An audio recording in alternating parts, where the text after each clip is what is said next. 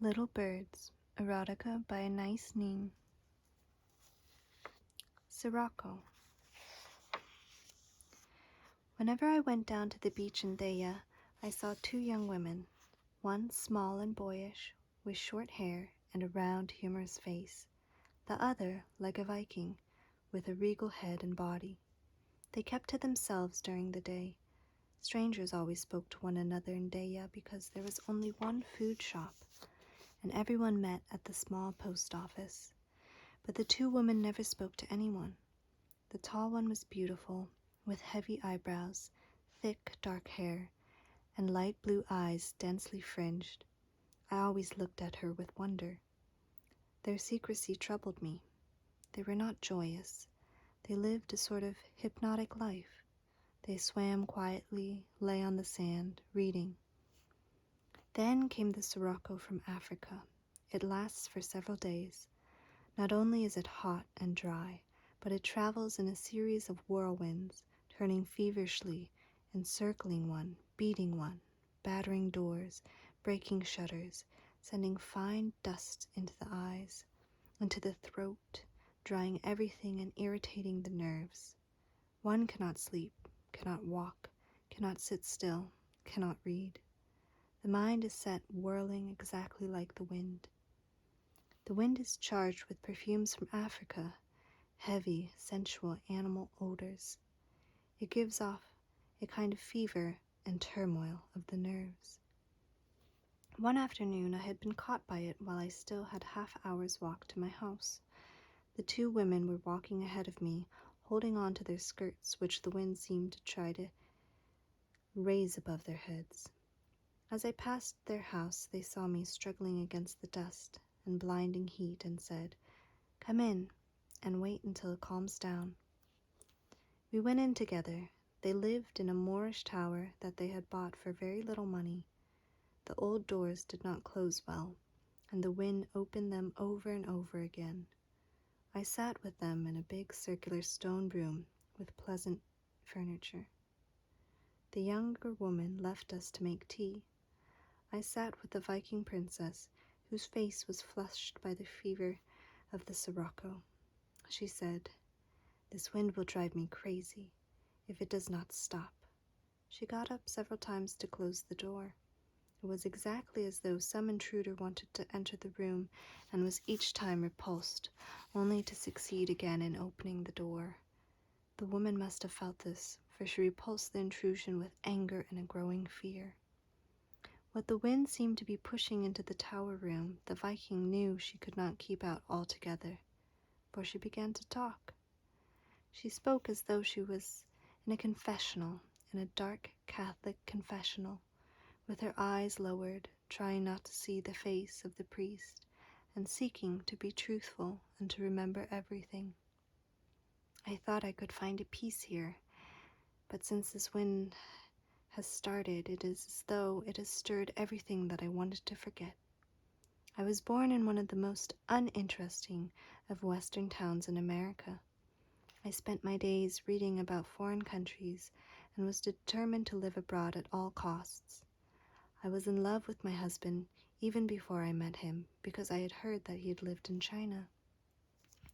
When he fell in love with me, I expected it, as if it had all been planned beforehand. I was marrying China. I could barely see him as an ordinary man. He was tall, lean, about 35, but looked older. His life in China had been hard.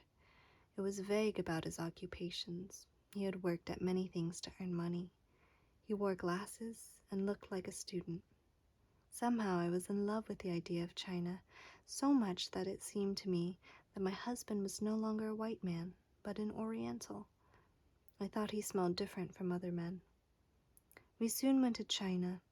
When I arrived there, I found a lovely, delicate house full of servants. That the women were exceptionally beautiful did not seem strange to me. And that is how I had pictured them. They waited on me slavishly, adoringly, I thought. They brushed my hair, taught me to arrange flowers, to sing and write and speak their language. We slept in separate rooms, but the partitions were like cardboard. The beds were hard, low, with thin mattresses, so at first I didn't sleep well at all.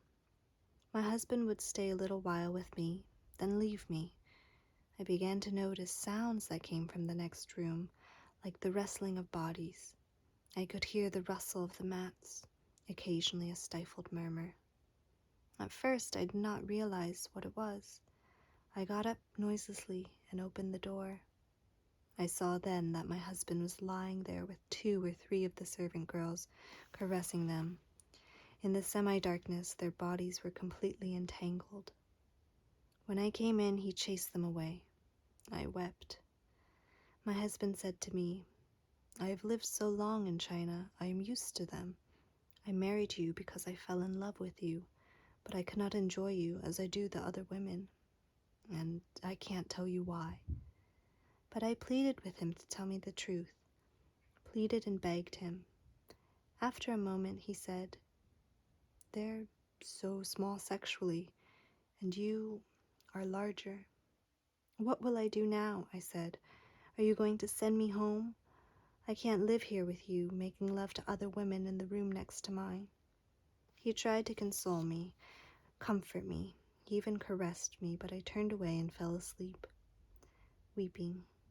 The next evening, when I was in bed, he came over to me and said, smiling, "If you say you love me, and you don't really want to leave me, then will you let me try something that might help us enjoy each other?" I was so desperate and so jealous that I promised I would do anything he asked of me. Then my husband undressed himself, and I saw that his penis was covered by a contraption made of rubber and covered with small rubber spikes. It made his penis enormous. It frightened me, but I let him take me this way. It hurt at first, although the spikes were made of rubber, but when I saw that he was enjoying it, I let him continue. All my concern now was whether this pleasure would make him faithful to me. He swore to me that it would, but he no longer wanted his Chinese women. But I would lie awake at night listening for the sounds in his room.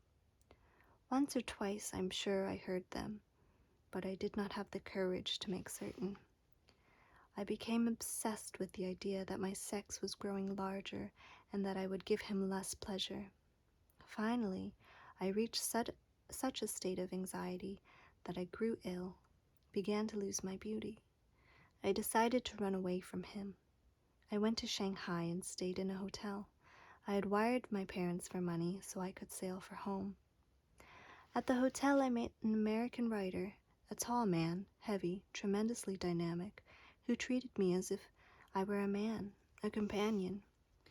When we went out together, he slapped my back when he was happy. We drank and explored Shanghai. Once he got drunk in my room and we began to wrestle together like 2 men. He spared me no tricks. We lie in all kinds of poses, twisting around each other. He got me on the floor with my legs around his neck, then on the bed with my head thrown back, touching the floor. I thought my back would break. I loved his strength and weight. I could smell his body as we pressed against each other. We panted. I struck my head against the leg of a chair. We wrestled for such a long time. When I was with my husband, I had been made to feel ashamed of my height and strength. This man called it all out and enjoyed it. I felt free. He said, "You are like a tigress. I love that." When we ended our wrestling, we were both exhausted. We fell on the bed. My slacks were torn. The belt was broken. My shirt was hanging out. We laughed together. He took another drink. I lay back panting. Then he buried his head under my shirt and began kissing my belly and pulling down my slacks. Suddenly, the telephone rang and made me jump. Who could that be? I knew no one in Shanghai. I took the receiver. It was my husband's voice. Somehow he had found out where I was. He was talking. Meanwhile, my friend had recovered from the surprise of the telephone call and was continuing his caresses.